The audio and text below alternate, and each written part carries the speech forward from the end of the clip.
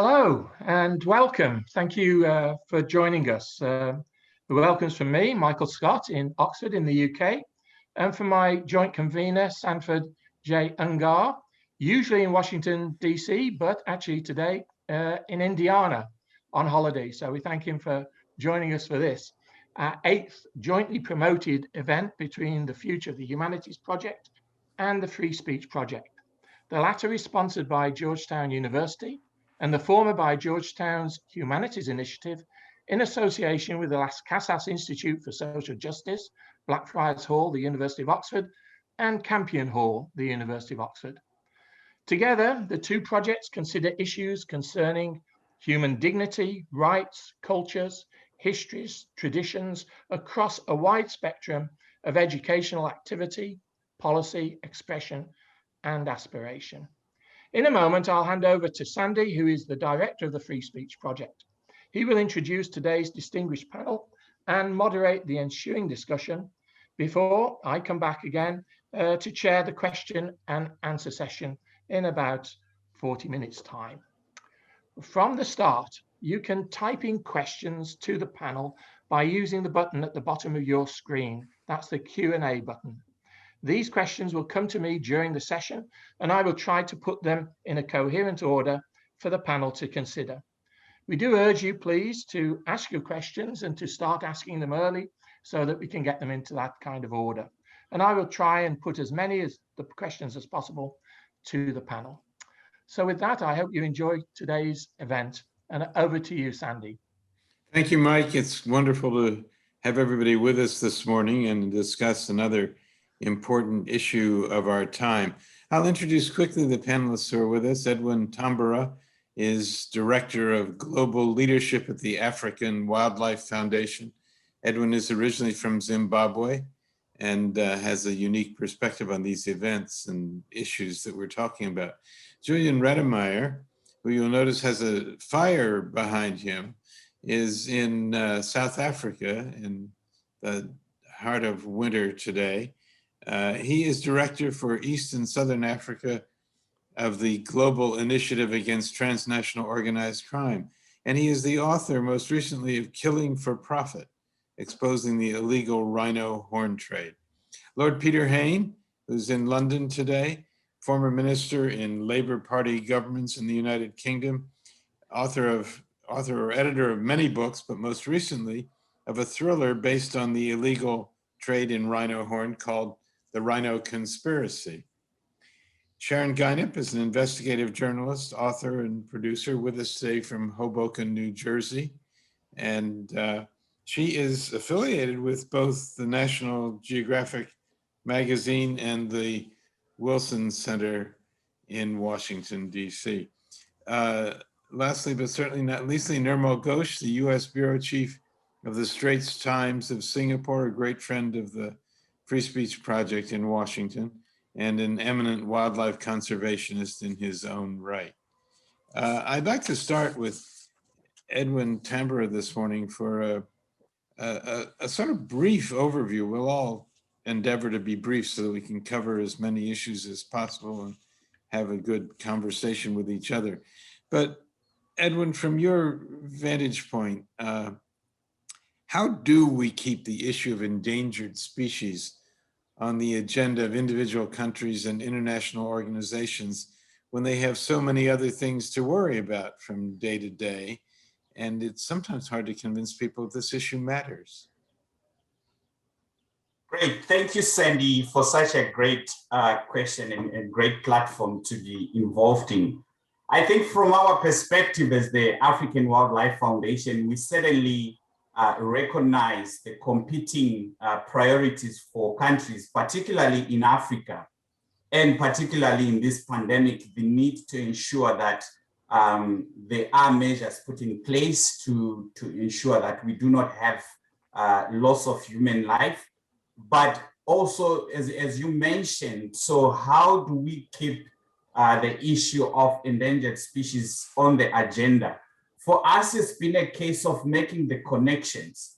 What is the importance of these species to the survival of human beings? What is the importance of these species to the ecosystems upon which we rely on. When we begin to make these connections for whether it's for local communities on the ground or for policymakers or globally, people begin to understand, and this is how we've been able to keep the issue of endangered species at the fore. And to conclude with that, maybe I can give an example of what happened in Rwanda and Uganda when the pandemic set in. Those countries get quite a lot of revenue income from gorilla tourism, but they realized the danger to continuing tourism to mountain gorillas. And so they came to a decision that it was important to stop the tourism for a while until they had adequate measures in place to ensure that tourism could be conducted in a safer way. So there are places where people have already made the connections, and they are able to make the right decisions that support both people and the endangered species. But in some places, it's still a lot of work needs to be done for people to make these connections. Sharon, I want to turn to you for some perspective on this issue, the breadth of this issue and how important it is. I think to some people, it doesn't occur to them that this is often a matter of environmental concerns are easy enough to project, but there are criminal issues as well. And I think that may be surprising to some people. You're muted. If you would turn off your microphone on, that would be great. So, you know, I think there's a number of different issues here. Obviously, there's, you know, individual species, many of which are endangered, many of which are being, you know, pushed, you know, towards endangered status by extensive poaching and trade, and both legal and illegal trade of wildlife. There's also, you know, it's been put front and center that wildlife trade also poses serious human health potential issues here with COVID, zoonotic disease. You know, diseases jump between humans, wildlife, and livestock, and with international travel and trade, you know, these emerging diseases can, you know, spread around the globe, you know, within days. But also in the last decade or so, there's a number of leaders and institutions that have placed environmental crime and wildlife trafficking on the world stage as a national security issue in every country. It breeds corruption. It's run by international cartels. There are a few militant groups involved. So it's not strictly an environmental issue, which tends to, you know, rank very, very low on the priority list for governments. But national security is up here. And, you know, there's been much greater attention from a number of, you know, UN agencies, UN Office on Drugs and Crime, and Interpol has been paying much more attention. There's a much greater need for international cooperation. So I think, you know, looking at this as a whole issue, you know, it's individual species, it's ecosystems and the impacts by pulling out different species and how that changes and may seriously damage an ecosystem. There's zoonotic disease and there's national security. Peter Hain, you have had a wide-ranging career and been involved in many issues, anti-apartheid issues in your native South Africa, and then of course working on the settlement of the crisis in Northern Ireland as a member of the Tony Blair's cabinet in the UK. How did you come to this issue? Your book is called, intriguingly, The Rhino Conspiracy, and so there you go. How did this come up on your agenda? Well, Sanford, thank you, and hello to everybody, and thanks for joining us. I was visiting a wildlife park in South Africa, the country of my childhood, until I was forced into exile with my parents during the anti-apartheid struggle in the 1960s, and witnessed armed guards around rhinos chomping away in the undergrowth, and then learned from the rangers there. This is a marvelous park called Tula Tula in KwaZulu-Natal. If you've heard of the Elephant Whisperer book, then that's the park that it's based on. And I understood that these rhinos needed full-time protection, but were often vulnerable even with that.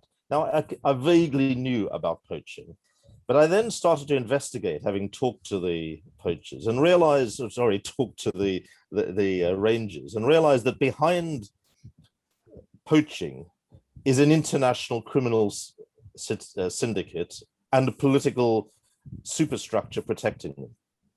Corruption, and the rhino conspiracy is about exposing that, really, the corruption and the poaching. And why it's all connected, and picking up from Sharon's point and Edwin's point, is if you think of the guys on the ground who are doing the poaching, poor African in the main men using machetes to hack off a rhino horn or guns to kill it in order to do so. They are desperate for jobs. That's not in any sense to excuse it, but why are they desperate for jobs? And if people think about wildlife as nothing to do with them, except it is nice, but actually I want a job and I want a decent standard of living and I want equal opportunities and economic justice, actually it's all connected. Because those poachers are poaching and risking their lives and often getting killed. And the big crime bosses in East Asia don't care about that. They care about their supply of rhino horn powder or elephant tusks or whatever it may be, or lion claws or tiger claws in order to fuel their demand. So the poor African poacher who risks his life and kills wildlife is actually in the same position internationally as other people stuck in poverty. So for me, these issues of wildlife protection and the endangered species that humankind is devouring almost daily by our destructive activity, it's all connected to the economic system and the type of politics we have. And that's the way I see it.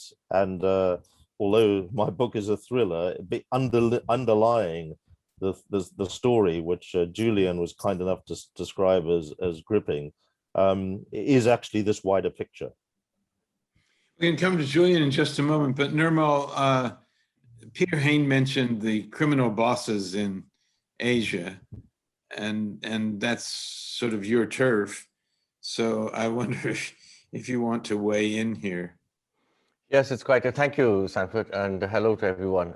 Yes, absolutely. I just recently, in fact, wrote on a new report that estimates that the meth trade, the methamphetamine trade in Southeast Asia actually grew 19% last year during the pandemic.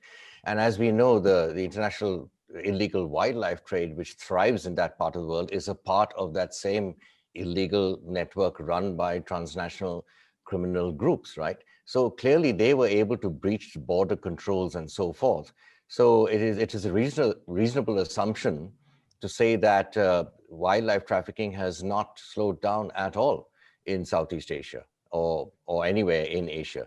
With some exception, perhaps in India, there are some places where there have been good practices.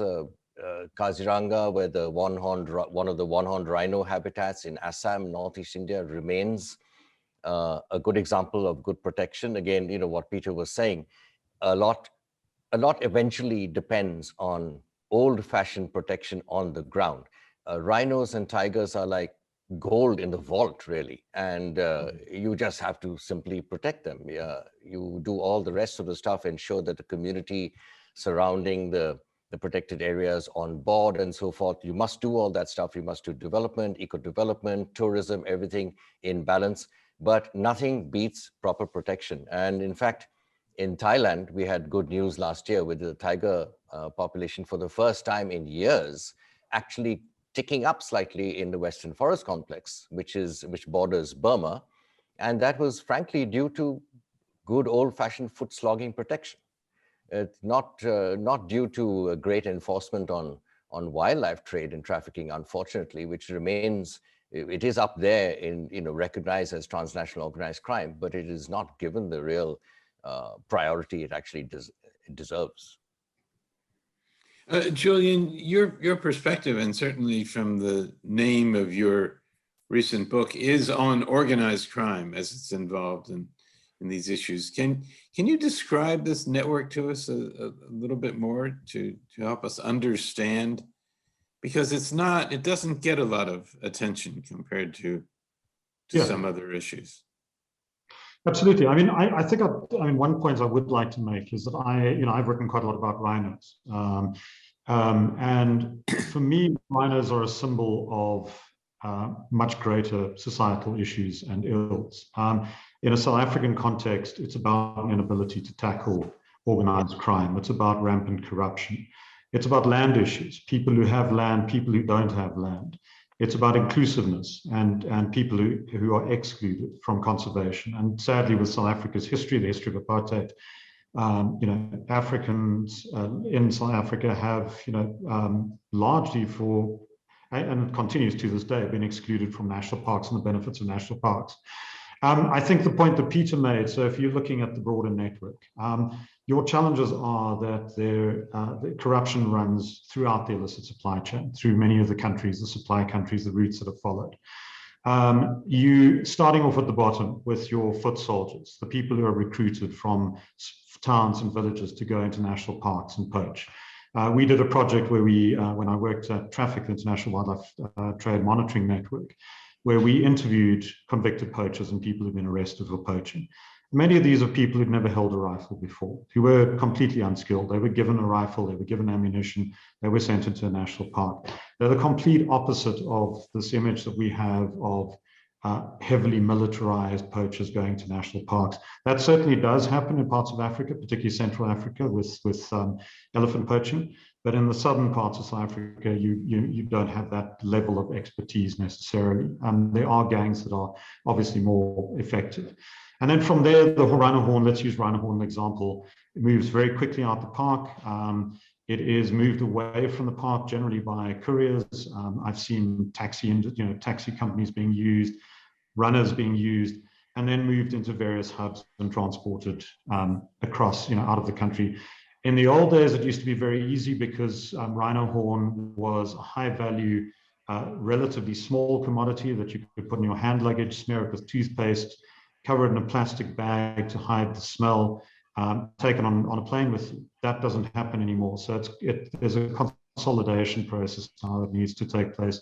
The use of ports, the increasing use of hubs, we're seeing more and more shipments being found in ports more broadly that are going out.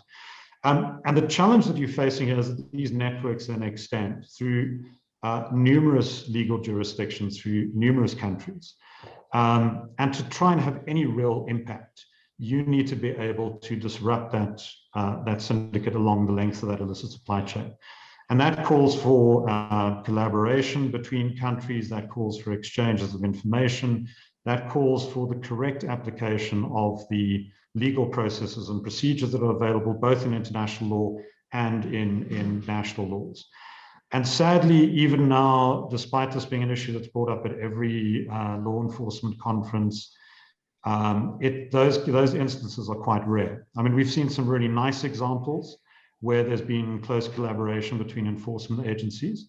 Some in China, for instance, collaboration between Chinese customs and some of their counterparts in Africa. Similarly with US Fish and Wildlife and some of the investigations that they've been involved in. But there's a lot more that needs to be done. And the only way that you can deal with transnational networks and transnational syndicates is if you can apply pressure and not just arrest a kingpin or arrest a foot soldier, because they, quite frankly, are replaceable. You remove a CEO or you remove someone who makes the tea in their office.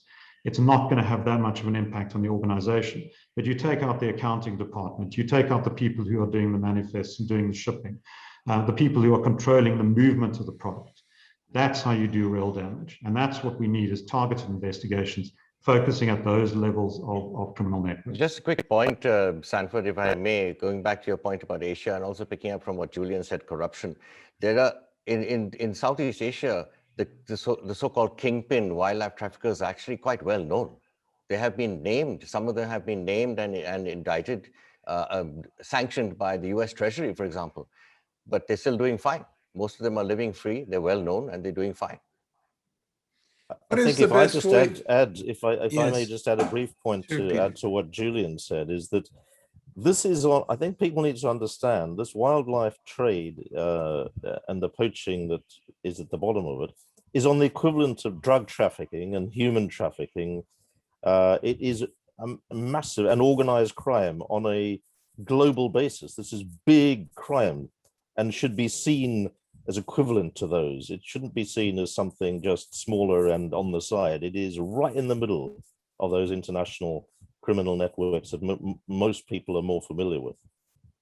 Yeah, I think that's a very good point, Peter. And I wonder why there's not greater awareness around the world of these issues, and why aren't more people speaking up in the way that they could to draw attention to these things. And I don't like to blame journalists or media for every problem in the world, well, despite the tendency of others to do that. But both Sharon and Nirmal, and perhaps Edwin might have something to add on this point of it does seem sometimes that stories of wildlife poaching, of these issues are in this area of exotica, that they're not really, it's when some international correspondents don't have real stories to work on, war and pestilence and things like that, then they'll turn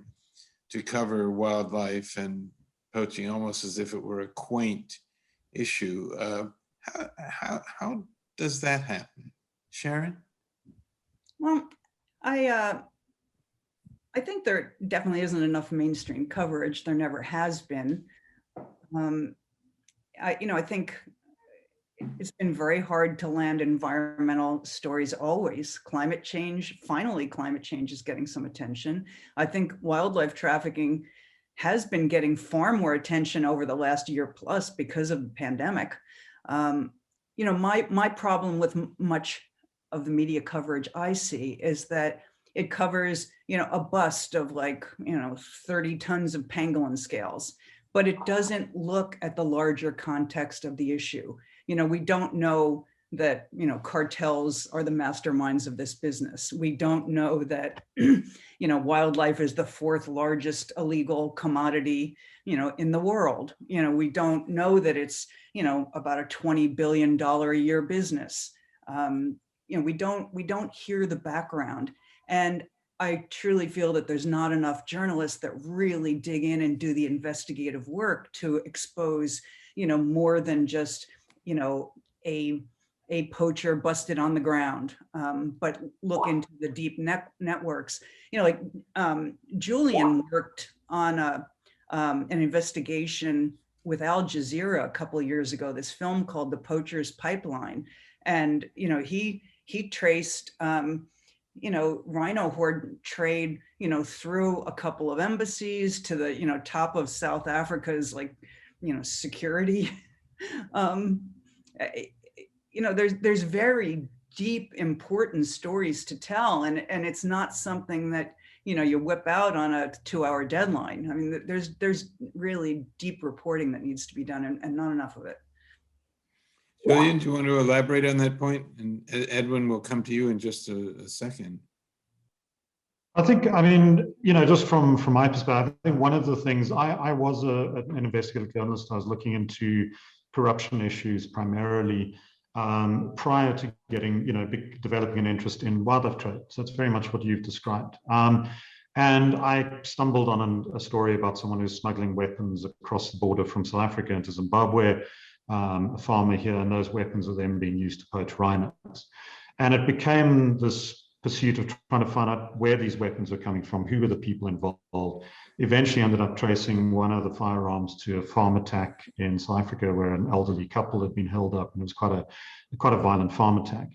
But the thing in some ways that drew me to it was just this crazy idea that there were people out there who are willing to kill and die for a piece of rhino horn, something like that. And they would go to any lengths to get it. And the cast of characters that pulls in. And corrupt diplomats, certainly it. I mean, the Embassy of Vietnam in South Africa has repeatedly come up in discussions and being implicated in illegal wildlife trade. Similarly, the case that Sharon's talking about involved diplomats from the North Korean embassy in South Africa who were smuggling rhino horn and were caught, and other North Korean diplomats who've been involved smuggling rhino horn to China. So it pulls together this extraordinary cast of characters and touches on so many different elements in society, touches on so many elements in government and in corruption and in law enforcement and inefficiencies of law enforcement, and beyond that on community issues. You know, the real sort of socioeconomic impacts on people's lives. That it's for me, it's probably one of the most fascinating stories that you can do. You know, it really digs deep, and I think from there it moves into so many different directions. There's politics, there's corruption, there's climate issues. There's the impact, there's land issues. So I think if you take a broader view, it's not just the rather simplistic stories, which were quite legion back then, which was a rhino is poached, police are investigating, there's a distraught farmer. I think it's about going behind the headlines. Edwin. Thank you, Sandy. Yeah, I think Sharon and Julian have touched very well the shortcomings in the international media and the likes. But for us, I think there is an added layer, which when we look at I think, there have been stories like that. They come up, but people, question as to, yes, it's wildlife. Just last year, a number of rangers were killed in the DRC in Virunga. And it lasted only a few hours in the news, and that was it. So I think that disconnect for people is what leads to sometimes really attention being limited to these kinds of issues on IWT. I think the disenfranchisement that has been there between conservation and African people also leads to these issues that we are seeing now, probably even at international media, where people are saying, well, when it comes to wildlife, you want to make a lot of noise. But when this wildlife is affecting people, we don't hear as much.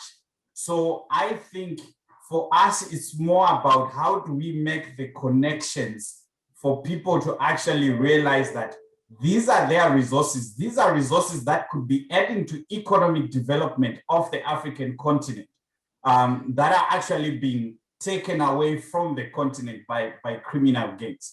And so making those connections will help people realize that it's an important asset. It's our cultural heritage. It's our asset that needs to be protected.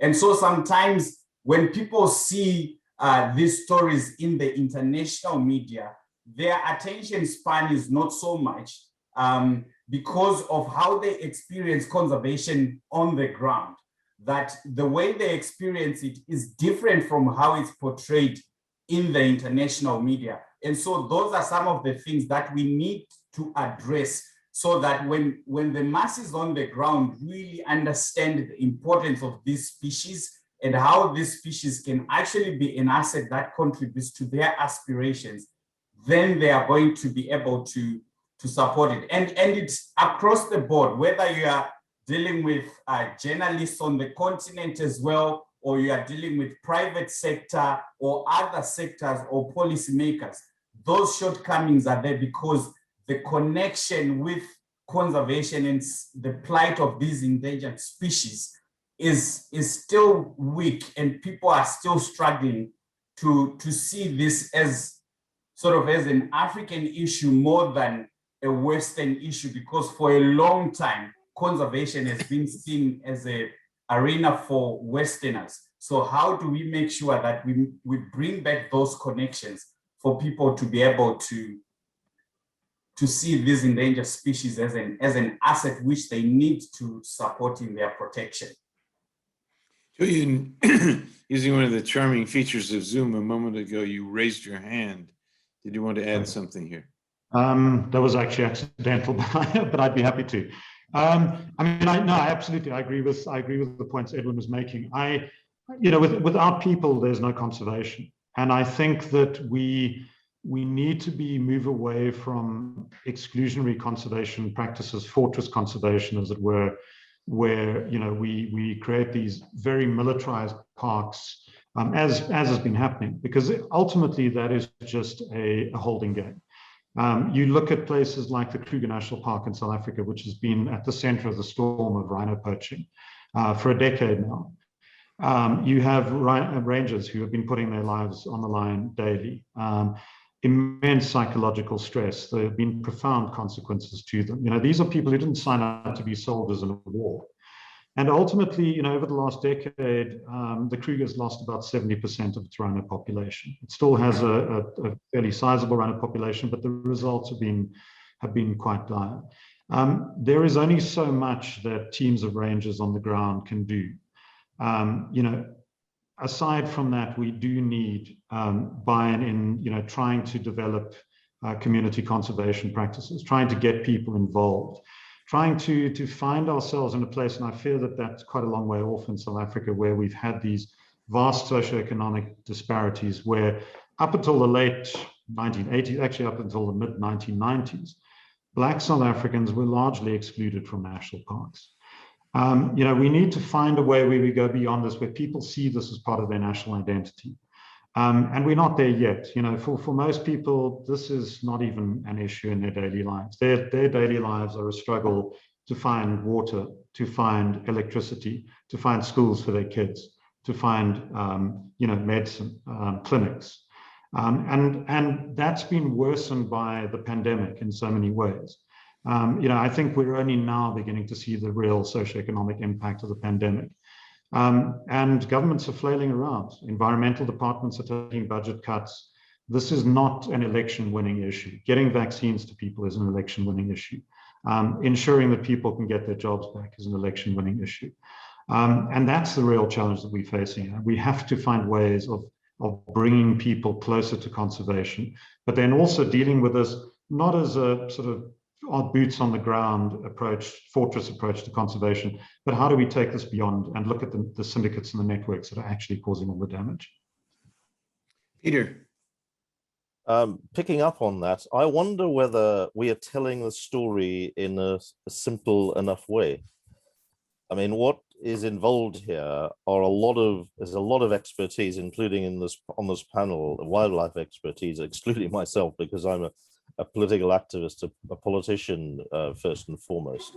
And I think we need to be able to tell a story that, for example, the work that Sharon's doing and writing about the connection between the pandemic and the way we are invading the space of wildlife, about the poverty that encourages poachers to risk their lives, and the political and economic structure that is actually creating inequality for most people around most of the world. We have to tell a story more simply. So I don't think it's simply a question of blaming journalists and the media. I think it's partly our own fault. And maybe that's something that Georgetown could look at, Sanford, is bringing people together to tell a story more simply. I mean, wildlife is seen, and I hope people won't take offense at this, but seen as something cute. People, you know, like the look of rhinos, they love elephants and so on, but they don't see it as part of their daily lives. And actually, we've got to tell the story that shows that it is. I think that's a more articulate way of putting the issue I was getting at earlier of how to make this meaningful and routine. Sharon, I think it would be useful if you could tell us a little bit about which countries are the worst offenders in this respect. Before I step into that, I just want to put out there that I'm really hoping that this current, you know, UN decade on, you know, preventing, halting, and reversing the degradation of ecosystems worldwide, you know, really does something more than just an empty initiative. I'm looking at this as a real opportunity, and I hope that there is true action. As for the consumers, it is really important to note that many of these products are really expensive. They are high-end products, and China is the largest consumer. Rhino horn, tiger bone wine. Some of these products are exorbitantly expensive, and they're, bought and used almost as status symbols. Normal people, middle-class people are not buying some of these products. In fact, there are investors in China that are actually buying tiger bone wine and putting it in a vault, almost like gold bars. It's worth a lot of money. So I think it's important to, realize that there's many levels to this, and it's not necessarily, middle-class consumers that are buying all of these things. And again, it's anything from, pangolin scales, pangolin meat, tiger products, rhino horn, et cetera, et cetera. But very few people realize that the United States is the second largest consumer of illegal wildlife products. Very, very different products, very different trade. Here in the US, much of it is focused on the pet trade, amphibians and fish and reptiles, also meat, and a huge trade in even just tourist trinkets. And people, don't realize that conch shells or, tortoise shell earrings, are endangered species. So, it's far less volume, very different products. But, there a lot is discussed about, trade from and, to Asia and from Africa to Asia, but there's also a huge wildlife trade from Latin America that largely goes to the US and Europe. A lot of that is, again, birds, fish, reptile, many, many other species. So, it really is a global issue. There's wildlife trade happening in every country on the planet. So I think it's important to consider the scope and the consumers and the importance of dealing with both consumer demand and not only having adequate laws on the books, but actually enforcing them. There are countries that have great laws and there's no enforcement, so there's no deterrent. So, those are just some of the other issues I think we need to consider. Right. Nirmal, one of the things that rarely comes up is the role of zoos and other seemingly well-intentioned institutions in all of this. Is that something you have any thoughts about? Zoos, yeah. Well, there are a handful of zoos which have improved in recent sort of decades, because public opinion has generally, at least the conservation world has basically tried to hammer home the point that zoos have nothing to do with conservation. And in the public mind, it's often conflated. Now, some zoos might have endangered species breeding programs, but you will be hard put to find a zoo which has actually reintroduced a species into the wild. That is a myth. We had the famous case of the Tiger Temple, which Sharon can tell you, can talk for hours on, in Thailand, which was considered a wildlife conservation place, with tigers roaming around. It wasn't that at all. In fact, it was an underhand wildlife trafficking operation. Now, I'm not saying zoos do that, but maybe some still do. But zoos, essentially, what is very important is for the public to understand that zoos do not have anything to do with wildlife conservation. And zoos, for me, they reinforce the anthropocentric view of this whole issue, that wildlife is something to be managed. That you see this in the discourse all the time. You talked earlier about journalism. So one thing about journalism is that big cable news, big media houses were driven by a news cycle, and the news cycle moves very rapidly. The second thing is that even when a species or incident is talked about, the language is often laced with this, for example, recently the herd of elephants in China, which captured the imagination of everybody because they had drone footage of the elephants sleeping in the forest. They went on a long cross-country trek. So you hear about elephants straying from their habitat, or marauding elephants rampaging through fields. You hear this all the time. So there is a sort of disconnect that wildlife should be confined to certain manageable pockets, and that's it, right? People don't understand. People don't get the larger picture. They don't understand exactly what they're dealing with. Sharon, can you tell us something about this story about the Tiger Temple in Thailand briefly? Tiger Temple was a Buddhist monastery that doubled as a tiger tourism venue, made millions of dollars a year.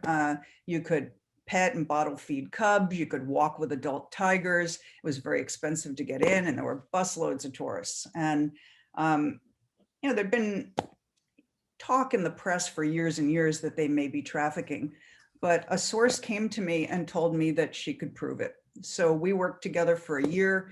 We were able to prove that they were not only breeding tigers, but were trafficking them to Laos, to other tiger farms. There was, trafficking in and out. Many of the tigers had come to the temple from the wild. And they had created this mythology that it was this sanctuary where, monks lived in harmony with tigers. Meanwhile, they were exploiting them, in a tourist situation and mass breeding them for the international trade. And so I did that story with a woman named Sybil Foxcroft and photographer Steve Winter, and we published it with National Geographic, and it kicked up a storm. It was like media coverage, nonprofits, biologists, and the Thai government received so much flack that within 4 months they went in and shut it down. And there were 178 tigers in there, and they found 40 cubs frozen in industrial freezers. They found 20 in large jars preserved. They found tiger skins everywhere. They found tiger skin jewelry, and so it was even far worse than we imagined. But that also opened my eyes to the whole captive issue. Prior to that, I was certainly aware of tiger farming in China. There's allegedly about 6,000 tigers in tiger farms that are, farmed like pigs and chickens for their parts and products. And, their bones used in tiger bone wine are certainly one of the most valuable parts, along with skins, teeth, claws, and many other parts that, have been in the past used in traditional medicine. There's, an international treaty that says that farming tigers for parts and products, violates CITES, but that passed in 2010 and it continues today. I also discovered that the US was also involved in this cub petting industry, and I did an investigation here as well. There's somewhere between 5,000 and 10,000 tigers here in the US in captivity. The same thing, this mass breeding, cubs, they're too big to pet. Who knows what happens to them? There's some, documented illegal trade, even out of the US to Thailand, tiger bones, parts. So I think the big issue is that with any kind of captive breeding, and there's other captive breeding of other wildlife species that still does go on, and some of them are endangered species. Some of them are potential disease carriers, things like palm civets, known to carry coronaviruses, and other species. It can act as a cover for for illegal trade. And or it makes it impossible to meet conservation goals because it drives demand.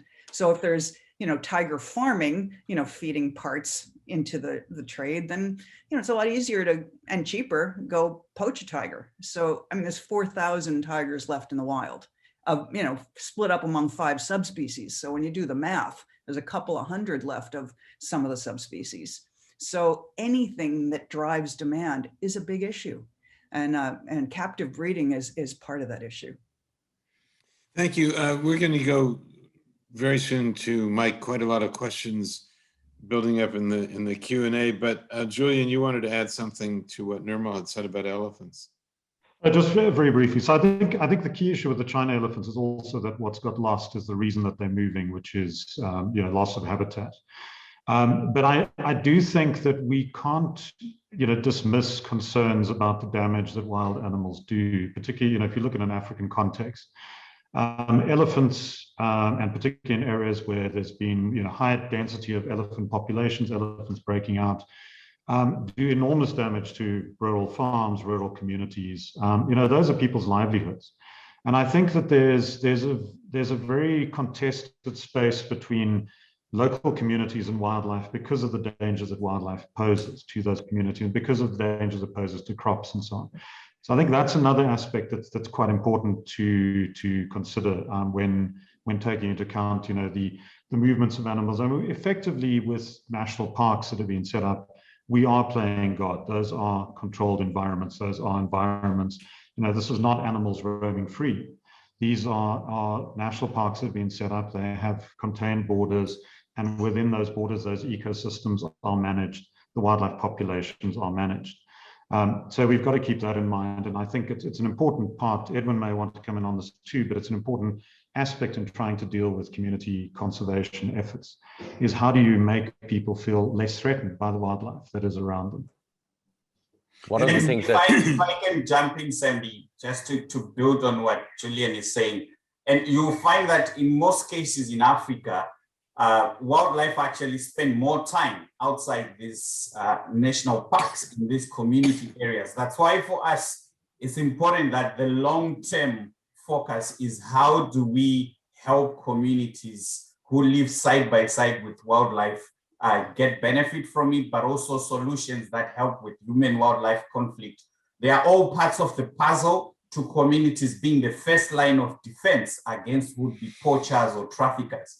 And really, I think it would be an injustice on our part not to mention the progress that has been made, particularly on the continent, in combating illegal wildlife trade. I tell you, in some countries, wildlife crime 10 years ago was, a non-issue. But a number of countries have really worked to surface, wildlife crimes and bring the importance.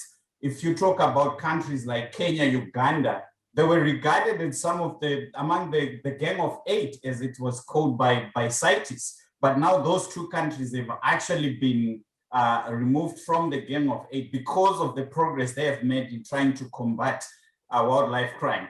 They have put in place policies and programs. We have supported Kenya and Uganda with canine units at some of the key hotspot hubs, their airports, the seaports, to try and intercept some of the wildlife that's being smuggled out of the country. And as you know, those two countries are essentially a gateway from Central Africa, East Africa, and probably even some coming from Southern Africa as well. So there's been tremendous progress, and you realize that it starts with boots on the ground, but that was not enough, as Julian indicated.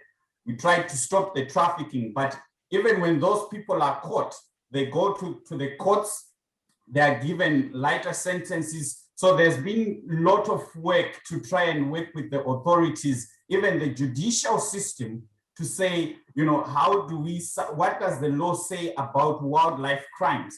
And working with prosecutors and judges in terms of how they apply law around wildlife crimes. And we are beginning to see results in some of the cases being followed through, in some of the cases receiving adequate sentences, which are in some ways helping as deterrents to would-be traffickers and poachers.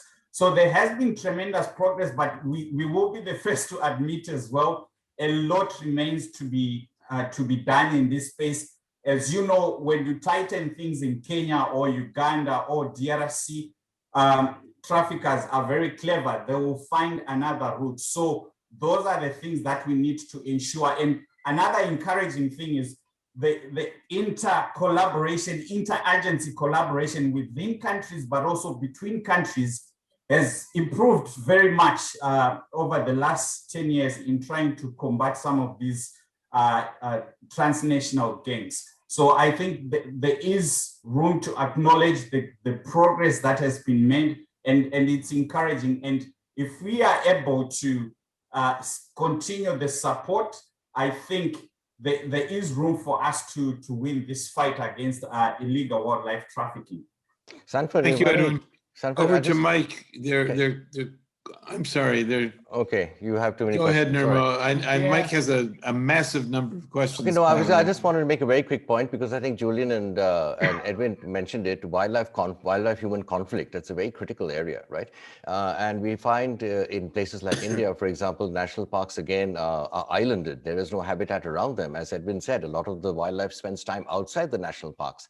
So you have apex big mammals like elephants creating damage. You have apex predators like tigers. In one area where we work, Corbett, tigers actually kill 6 to 7 cows a day during the monsoon on the periphery and outside the park. And we and the government, both of us, we provide compensation to the owners of that livestock so that they don't turn against the tiger. That is, part of the community management. I think that's very critical because habitat loss is not being reversed. It is actually getting worse. So there will be rising conflict wherever we look. Thanks, Nirmal. Mike, please. Yes, thank you very much. And obviously the discussion is spurring a lot of questions, and the audience is really getting very, very involved with the kind of issues that you're talking about. There are some members of the audience for whom this is quite fresh. So Fernanda Herrera was asking to try and get a general sense of the type of traffic. What about the rhino? What prices are we talking about? What is the cost that people are being asked to give in order to get hold of the tusk and so on? What about the meat? How much are we talking about? What is the actual figures? Sharon. Or Julian? Yeah. Sharon? There's many different price ranges for different products. It's been said, I mean, I'm sure prices fluctuate, but it's been said that rhino horn is worth as much as platinum or cocaine.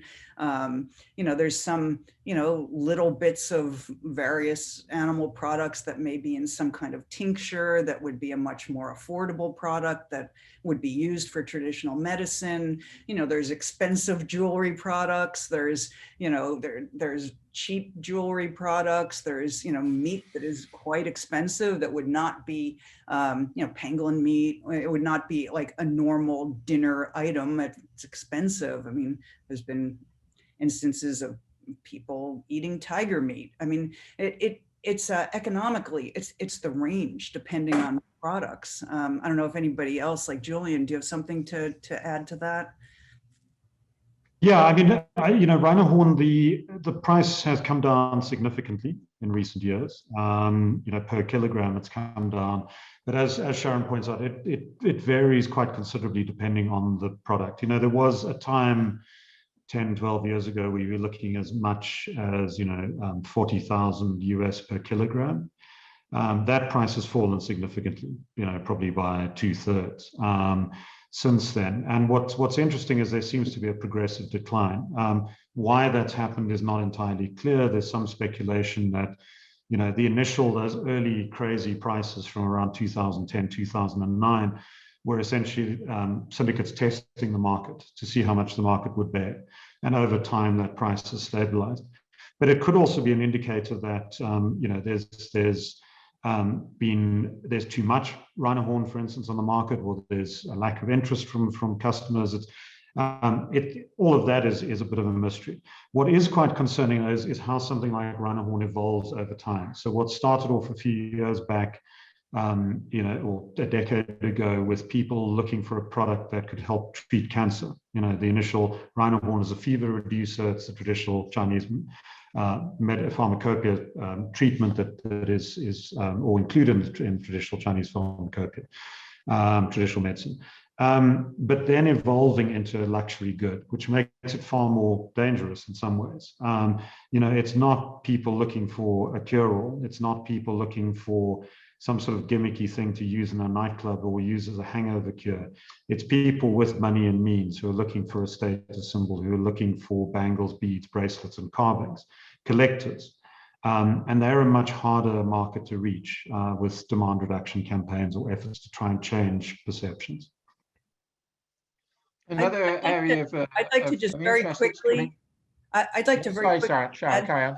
I'm so sorry that the thing about many of these products, including rhino horn, is there's never been any medical proof that they really do what they're supposed to do. Obviously cancer, but even as a fever reducer, Huffman LaRoche did studies maybe about 10 or 15 years ago and found that it had a mild analgesic, but you'd be better off taking aspirin. So, you know, a lot of this is, you know, folklore, but there's no, you know, scientific fact behind the efficacy of these products. Janet Mann asks, what efforts are being made to reduce the demands for wildlife products in Asia, especially China, but also in the US, for precisely those, for precisely that reason, that there is no proof. You know, she says Viagra didn't seem to change the demand for the rhino horn. You know, so what are we doing? Really is her question. I mean, there's been some really, you know, great programs with the International Fund for Animal Welfare and Wild Aid have done these campaigns that are, you know, posters at airports, they're billboards, they're, you know, PSAs, that, you know, and they've used celebrities like, you know, Jackie Chan and Yao Ming. They've used business leaders to, you know, tell consumers to not buy these products. You know, I think that's had some dent. I was told some years ago that when IFAW did a study, they realized that much of the Chinese population didn't realize that elephants were killed for their tusks, because I think it's in Mandarin, in Chinese, the word for tusk is tooth, and most people thought that elephants just lost a tooth. They didn't realize that elephants were being slaughtered for their ivory. So, I mean, you know, there's been public, you know, education campaigns. I think it has made a difference among the younger generation. But, you know, as Julian mentioned, if you're talking about some of the wealthiest and most influential people in the country that are buying these high-end products, it's a lot harder to make a difference. Also, you know, Chinese medicine associations have, you know, disavowed use of various products. But, you know, it's not like it's stopped completely. Angela Preston is asking, you know, should there be a push for the legislators to get involved in this? And if we are going to have the legislators involved, are the legislators, get to other questions are coming in, are the legislators in the African countries, the legislators in the purchasing countries, or is it something that the international community should be doing, the community that is of countries should be doing? Peter, have you got a view on that?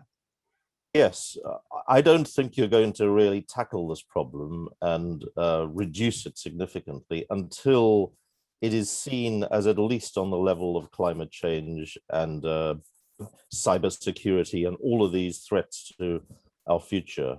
And so what you need is global cooperation. It's got to be on the agenda of the G7 and wider than the G7 to involve all the countries, including China, in it. It's got to be something that the presidents of the world see as a top draw issue. And we've got to make it that, because they won't otherwise. It wasn't until Greta Thunberg and others made, and David Attenborough made plastic the issue that everybody now knows about, that it got to that level. And we've got to find a way of doing that. But you won't defeat it. You won't protect wildlife until it becomes an internationally, globally, governmentally coordinated priority. Is that if I can jump in, yes, Michael? Yeah. Yeah, I think further to Sharon and what Peter said, that there have been efforts even in China, which led to the ban on trade by the government. So even at a policy level, there has been push, but even some commented that ban was not long term. So definitely more needs to be done. but that was an indication that probably if efforts are made to push policymakers and educate the public, they could be resulting in reducing the demand, or at least policies that could lead us there. As AWF, again, I think there was a question around zoos. That's another area we are targeting. In China, they have large zoos, like Beijing Zoo, you are talking of 200,000 people coming in per day. And we are using that traffic to educate the public on the impacts of poaching on the species on the ground. So we have had exhibits providing information, and those have been some of the popular exhibits at these zoos, Beijing Zoo, Shanghai Zoo. So we are using those volumes to try and educate the public in terms of what are the impacts of some of these trends on the species on the ground. So I think a lot can be done. And also in terms of international focus, I think there was a recent call by the president of Gambia and the president of Costa Rica for a UN protocol that actually establishes international wildlife crime as an international wildlife crime. So there are definitely efforts, but as you say, we probably need more and more leaders to come around these efforts for this to be global and to have buy-in from all parts of the globe for them to be effective. But efforts are underway, but they need so much support. Nirmal, you're nodding there at that. Did you want to say something on that one? Oh, no, I'm just nodding in agreement. If I could quickly jump in there. I mean, I think, the laws exist. We have the international laws. We have the local laws. Trade in various species have been banned locally. It's been criminalized. You've got the UN General Assembly, which has issued, I think, at least 3 resolutions on illegal wildlife trade and wildlife trafficking. There's been the Kasane Conference in Botswana. There's been the Hanoi Statement, the London Declaration, to name just a few.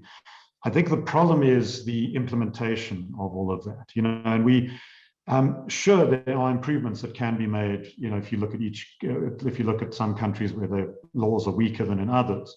But ultimately, the tools that we need to do this exist. And it's about the application of those tools and about the collaboration that's happening. So it is refreshing to see, for instance, cases where Chinese customs officials are working with their counterparts in Africa, or where US Fish and Wildlife is working with its counterparts, or the USDA or others. But we need to see so much more of that, and we need to use those tools better. I think political leadership also has to send the right signals from the very top. For example, I'll give you one example. India's National Board for Wildlife, which is chaired by the Prime Minister, has not actually met in 7 years. It's chaired by the Prime Minister. He has not convened a meeting in 7 years of the National Board for Wildlife. So these things matter. And of course, we had a president of the United States not so long ago whose son went big game hunting in Africa.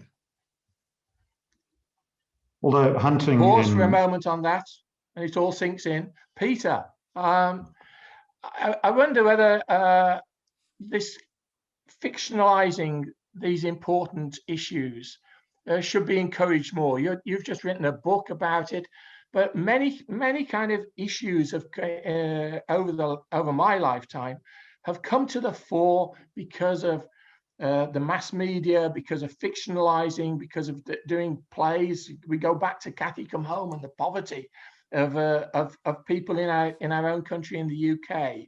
Would you like to say something about that, about the fictionalizing of these things? And give another plug for my thriller, The Rhino Conspiracy. Well, you've already done that,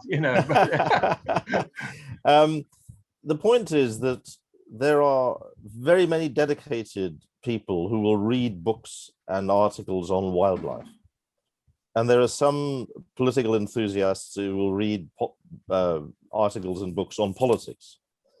But what you've got to do is connect them to get people into which is what I tried to do, into a story that grips them. And then they find out about all sorts of other things. So I've had amazing feedback on this, in which people said, "Look, I had no idea about the scale of the rhino poaching, and nor the political corruption and criminal syndicates around it." and that's because they read a thriller. So I do think there's a role for that, but I also think there's also a role for, you policy experts to try and convey this wider picture and join the dots, as the phrase goes, so that people understand it's all connected to their own actual lifestyles. I think the media and creative arts play a huge role. All you have to do is look at the film My Octopus Teacher, which was one of the best films in the last couple of years. These films and some of these books have tremendous impact, and the more of we definitely need much more of it to reach a broader audience.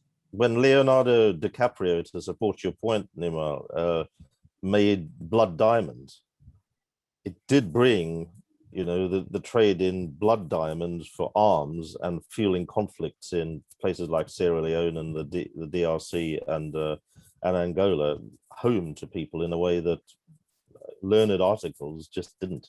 And I think this is also very important for journalists. And I sort of, some of us try to make the connections. There's a lot of money involved, there's geopolitics involved, there's national security involved. All these things are involved, and these connections have to be made by journalists, by the media, and the popular culture as well. Yeah, I would also add, and thank you, Michael, for asking that. For us, it's an intentional investment we have to make. And it's not just about IWT, but for us at AWF, we've realized, to address this gap in conservation in Africa, we need storytellers who can connect the dots in a simpler way. So we are investing in young Africans who are into videography to develop the kind of documentaries, films that would be able to easily resonate with the daily lives of people. And it's been amazing to see how that group has evolved and how they've been made aware of this whole area, which they were not aware of, and the kind of storytelling that they are coming up with. And I think it's definitely a tool in the tool bag that we haven't used as much in conservation. We definitely need to invest in that space. Last year, for the last couple of years, one of the major tools we have used for engagement with our audiences here in the US was a film called Side of a Horns that was made by a young gentleman who had gone to South Africa and got to know about the issues of poaching and what was happening around. And he made a great film which was portraying the sides. One brother is a ranger and the other brother is a poacher, and he tried to dive into what was driving the other brother to be a poacher, what were the social issues that were pressuring him to be involved in poaching. And at the end, you find two brothers pitted against each other in trying to combat poaching. So I think storytelling is really something that we need to invest in and use a lot more if we are to get the wider audience to understand and care about this issue. Thank you. I'm going to have two more questions. Angela Preston wrote that early reports said that the origin of COVID-19 was the pangolin, a highly trafficked animal. Do you think we have learned enough about conservation and about the dangers of actually trafficking to divert people or to make people aware of the danger itself? That the danger is an eco danger. It is a global danger as much as anything else. Just from my side quickly, I think that what the pandemic has done is it's focused people's attention on wildlife trade. And I think Sharon made this point earlier. It's shone a spotlight on wildlife trade and the danger of zoonoses and the danger that we face. This is our first test of a real global pandemic in a long time. The next pandemic is likely to be much, much worse than what we've experienced now. But I think we should also not lose sight of the fact that this is much bigger than just wildlife trade. This is about trade in farmed animals too. This is about trade globally in animals, and zoonoses spreading and factory farming, and issues like that. So, I think that certainly there's a broader awareness of this, and I think it's helped shine a spotlight on the illegal wildlife trade. There are still some questions about what role pangolins, for instance, played as a host. I see there's a new paper that came out recently which surveyed 40,000 animals that were traded at the Hunan market in question. No pangolins during that period, but several endangered and trafficked species that could have acted as vectors for COVID. So I think it has helped in that way, but I think that there's a bigger discussion to be had about how we farm animals, how we, for consumption of meat, that goes beyond simply just the discussion around illegal wildlife trade. No, I'm going to ask the final question. I'm going to ask each of you just a final question that has come in, because we're starting to run out of time. Sorry, Sharon. But many people are watching today, and it's quite obvious that they feel that just as individuals, what can they do about this issue as an individual who's been watching today, listening to this really great debate, actually finding out information for the first time? What can they do? Can you answer very, very simply, Nirmal? Make ethical choices, find out more information about the subjects that interest you, that get your imagination, and then make ethical choices about the way you live, what you do, and also try and spread that information within and outside your circle using whatever means you have, social media and so forth.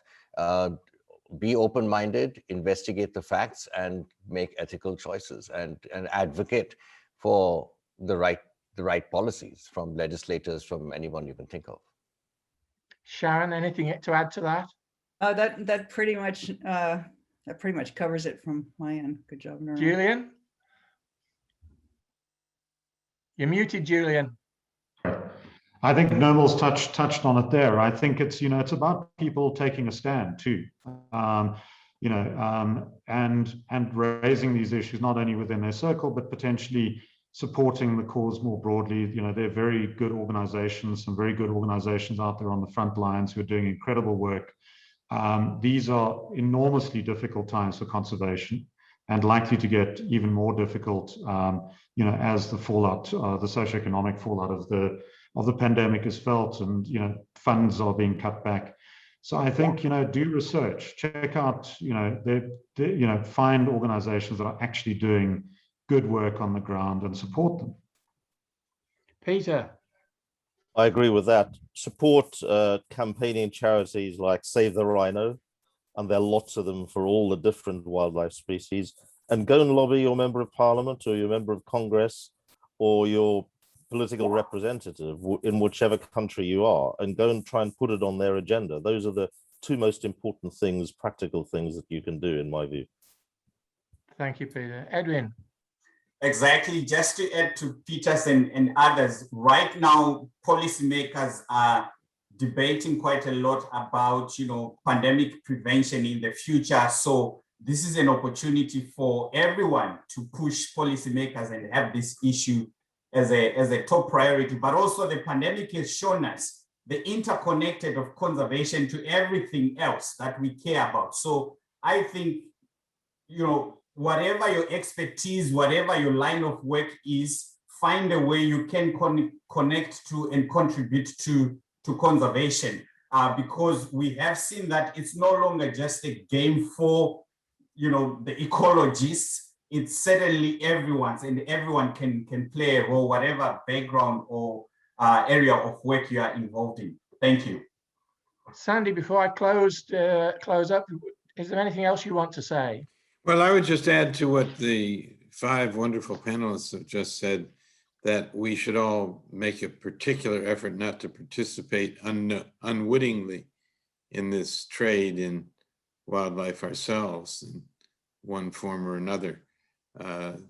Need to be careful about supporting it. Other than that, Mike, thanks very much to everybody for joining us today. This was a very lively and good conversation about a great topic. Thanks to Mike and the people who help us on the Oxford end, and to our staff at the Free Speech Project, students and staff at Georgetown, and to the university for supporting these efforts. Back over to you, Mike. Oh yes, my thanks, please, to Peter Hain, Edwin Tambara, Julian Radimir, Sharon Greenup, and Nirmal Ghosh. It's just been a magnificent discussion this afternoon, and I can tell that by the engagement I've had from the audience. And thank you, the audience, for sending in questions. I'm sorry not all the questions were asked. I'm sorry I tried to conflate one question into another at times and didn't quite make it. But thank you for those questions. Thanks, of course, to Sandy for leading this stimulating discussion. At Georgetown, President Jack DeGioia, the Vice President Tom Banchoff, without whom we couldn't run these programs. At Blackfriars, thanks to John O'Connor, the Regent, and Richard Finn, the Director of the Las Casas Institute, and Kinga Rona Gabnai, the Blackfriars Administrator, and at Campion Hall, to Nick Austin, the Master of Campion Hall, Sarah Gray and Ying Ying, Campion Hall Administrators. Also, thanks to Curry Johnson for feeding the questions and doing the administration for us in the US.